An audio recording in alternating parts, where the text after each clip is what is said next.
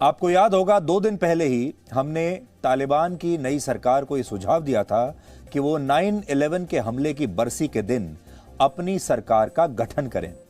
वर्ष 2001 में 11 सितंबर के दिन ही अल-कायदा के आतंकवादियों ने अमेरिका पर यह हमला किया था, आपको याद होगा। और अब ऐसा लगता है कि तालिबानियों ने शायद हमारा ये सुझाव मान लिया है। अफगानिस्तान से जो खबर आ रही है उसके मुताबिक तालिबान अपनी नई सरकार का गठन 9/11 के दिन ही यानी 11 सितंबर के दिन ही कर सकता है। तस्वीरें आप देख सकते हैं, पूरी दुनिया ने इन तस्वीरों को देखा था। ये 11 सितंबर की तस्वीरें हैं 2001 की, आज से 20 साल पहले। और अब आप देख सकते हैं कि तालिबान ने अगर इसी दिन अपनी सरकार का गठन किया अफगानिस्तान में, तो तालिबान पूरी दुनिया का मजाक उड़ाएगा। और सबसे बड़ी बात यह है कि यह अमेरिका का एक बहुत बड़ा मजाक होगा और साथ ही अमेरिका पर एक तमाचा भी होगा, जो तालिबान के लोग अमेरिका को बताएंगे कि उन्होंने 20 साल तक जिस आतंक के खिलाफ यह युद्ध छेड़ा था, क्योंकि उस समय अमेरिका पर यह हमला हुआ था, उस 20 साल के युद्ध के बाद अब अमेरिका की हार हुई है और आज भी आतंकवादी और आतंक दुनिया में वैसा की वैसा ही बना हुआ है।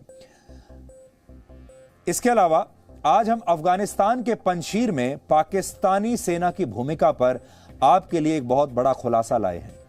हमें सूत्रों से यह जानकारी मिली है, लोकल सूत्रों से यह जानकारी मिली है, इंटेलिजेंस के सूत्रों से यह जानकारी मिली है कि तालिबान ने पंजशीर पर कब्जे के लिए पाकिस्तानी सेना की मदद मांगी थी और इसके बदले में कश्मीर में पाकिस्तान को मदद करने का वादा किया था। यानी तालिबान ने पाकिस्तान से कहा कि आप हमें पंजशीर दो, हम आपको कश्मीर देंगे। आज पाकिस्तान के पंजशीर के बदले कश्मीर वाली इसी साजिश का हम पर्दाफाश करने वाले हैं।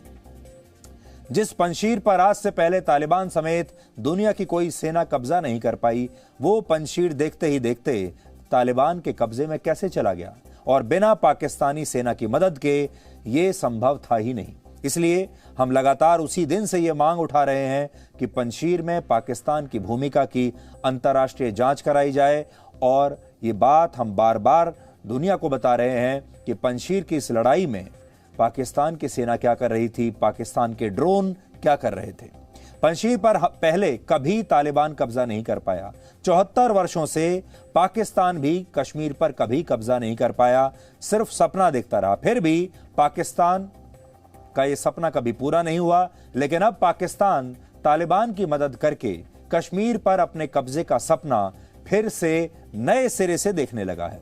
अमेरिका की सेना अपने पीछे जो लाखों हथियार और आधुनिक बंदूकें छोड़ गई है, वो देर सवेर उन्हीं आतंकवादियों के हाथ लगेंगी जो कश्मीर पर कब्जा करना चाहते हैं और जिहाद के नाम पर वो ये काम करेंगे।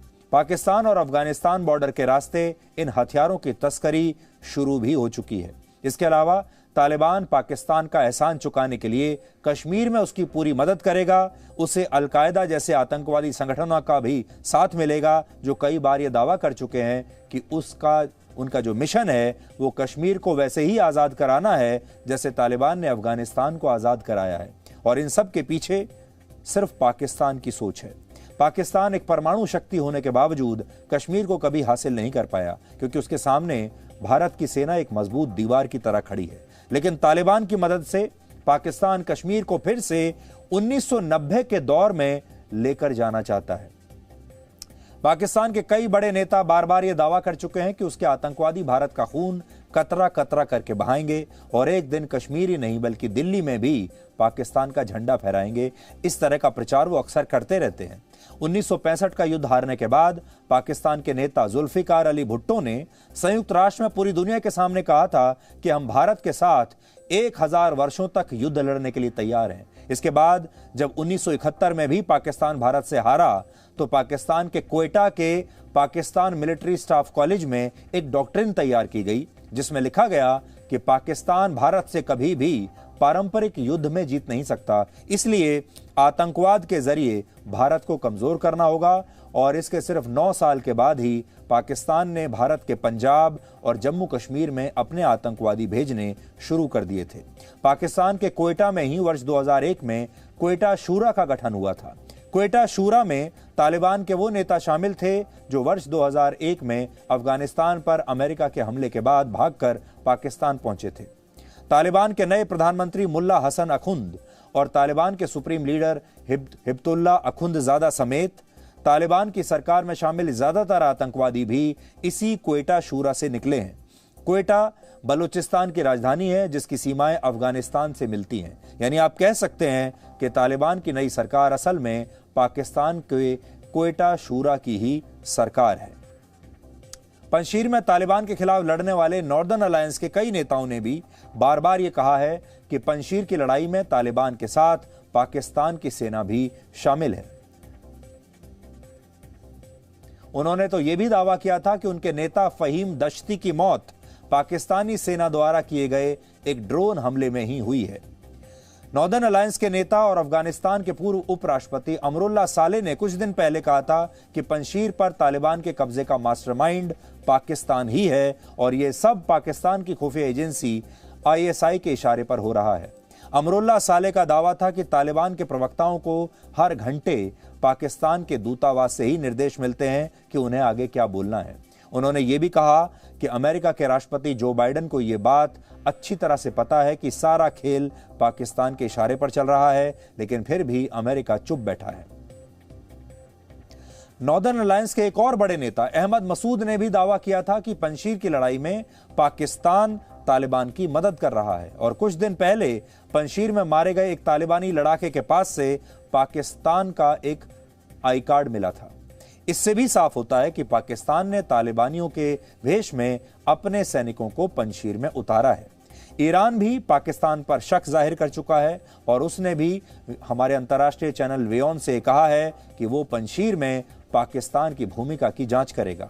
वियोन को दिए एक इंटरव्यू में ईरान के पूर्व राष्ट्रपति महमूद अहमद दिनेजाद का एक एक्सक्लूसिव इंटरव्यू हुआ और इस इंटरव्यू में उन्होंने वियोन को यह बताया कि पंजशीर की लड़ाई में पाकिस्तान की सेना ने न सिर्फ तालिबान का साथ दिया बल्कि पाकिस्तान ने ही तालिबान को जन्म भी दिया है। ईरान के पूर्व राष्ट्रपति का ऐसा बयान बहुत मायने रखता है।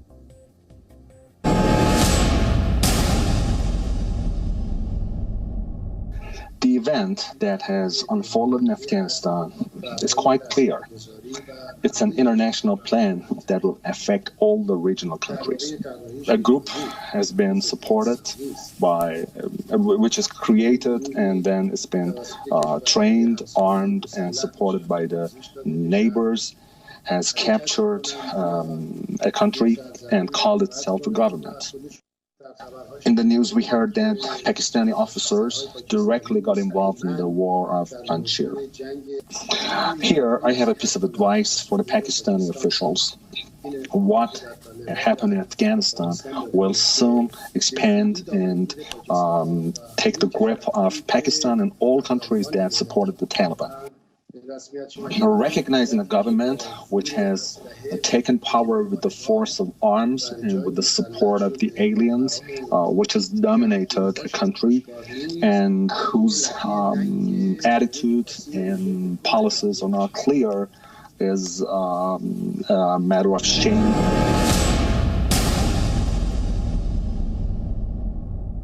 Whatever you nominated is not important. In fact, it is a meddling by a neighbor in the internal issues of its neighbor.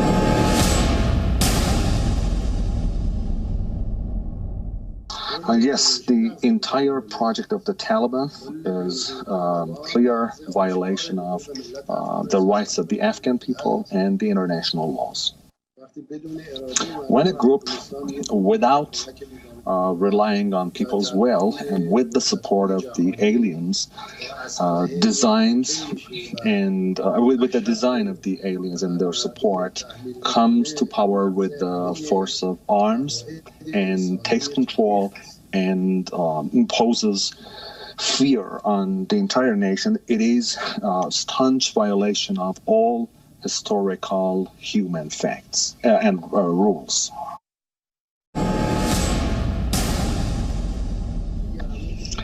That's quite clear. It's crystal clear that the group, in fact, were it was established 50 years ago in the process of withstanding the ex-Soviet Union, where it was trained, how it was continued. All of these are crystal clear. The naming of the perpetrators doesn't resolve any issue. Whoever has helped, for example, the U.S. has provided arms and support. Russia and China have been companions, and they have politically supported. Anybody who has been a companion and supporter is involved. All right, Pakistan was named the first response to your first question. What is happening in Afghanistan should have the proper human reaction of everybody. Pakistan हमेशा से चाहता था कि काबुल में वो अपनी एक कठपुतली सरकार बैठा दे जिसमें पाकिस्तान के हक्कानी नेटवर्क के आतंकवादियों को बड़ी बड़ी भूमिकाएं मिलें और फिर इन्हीं के सहारे वो कश्मीर को नुकसान पहुंचाए। जब तालिबान पंजशीर पर कब्जा कर रहा था तब पाकिस्तानी खुफिया एजेंसी ISI का chief lieutenant general Faiz Hamid Kabul में ही मौजूद था और वो खुद इस पूरे ऑपरेशन की निगरानी भी कर रहा था। लेकिन अब इस बात को समझिए कि तालिबान की सरकार आने से कश्मीर पर क्या फर्क पड़ेगा। अगर हम इतिहास पर नजर डालें तो कुछ आंकड़े आज आपको दिखाते हैं। वर्ष 1996 में तालिबान ने अफगानिस्तान पर कब्जा किया था और तब कश्मीर में आतंकवाद की घटनाएं काफी हद तक बढ़ गई थी। आंकड़ों के जरिए आज हम आपको बताएंगे। उस समय कश्मीर में लगभग 4,500 आतंकवादी हमले हुए, जिनमें 1400 कश्मीरी उस समय मारे गए थे जब पिछली बार तालिबान की सरकार वहां बनी। और पाकिस्तान इस बार भी यही चाहता है।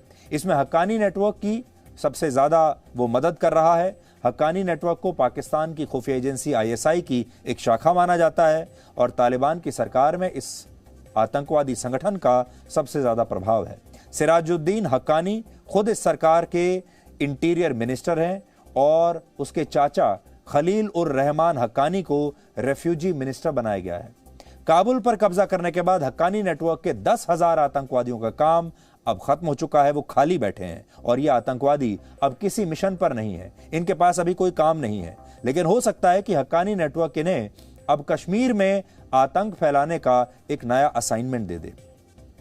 एक और बड़ी बात यह है कि 2019 में भारतीय वायुसेना ने पाकिस्तान के बालाकोट में एयर स्ट्राइक की थी और कई आतंकवादी कैंप्स के बारे में भी सुरक्षा एजेंसियों ने जानकारी जुटाई थी। लेकिन अब हो सकता है कि ये आतंकवादी कैंप्स सारे के सारे पाकिस्तान से अफगानिस्तान में शिफ्ट हो जाएं और वहां से कश्मीर को अस्थिर करने की नए सिरे से कोशिश करें। अफगानिस्तान में बदले हालात पर भारत की नजर है, इसलिए पिछले एक हफ्ते में जो बड़ी बात हुई है वो देखिए। एक हफ्ते के अंदर भारत के राष्ट्रीय सुरक्षा सलाहकार अजीत डोवल ने रशिया के राष्ट्रीय सुरक्षा सलाहकार निकोलाई पत्रुशेव, अमेरिका की सुरक्षा एजेंसी CIA के चीफ विलियम बर्न्स और ब्रिटेन की सुरक्षा एजेंसी MI6 के प्रमुख रिचर्ड मोर से बात की है।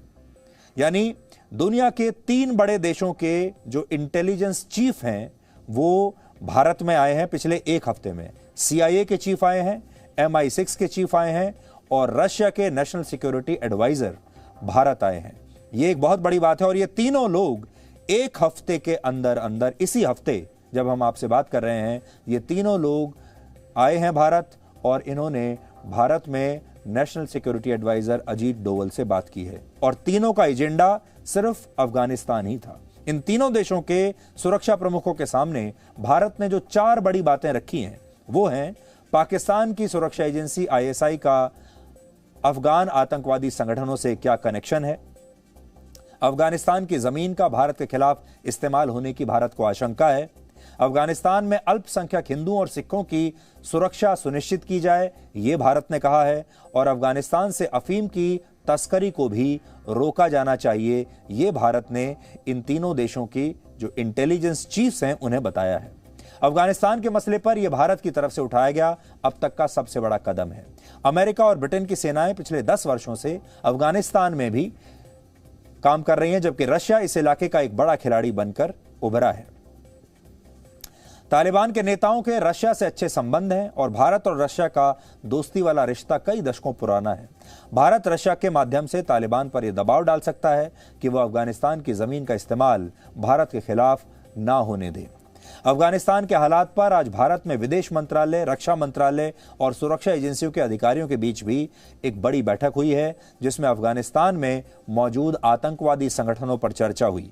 ये आतंकवादी संगठन आगे चलकर भारत के लिए खतरा बन सकते हैं। सुरक्षा एजेंसियां पाकिस्तान और अफगानिस्तान की सीमा के रास्ते हथियारों की तस्करी को लेकर भी बहुत चिंतित हैं।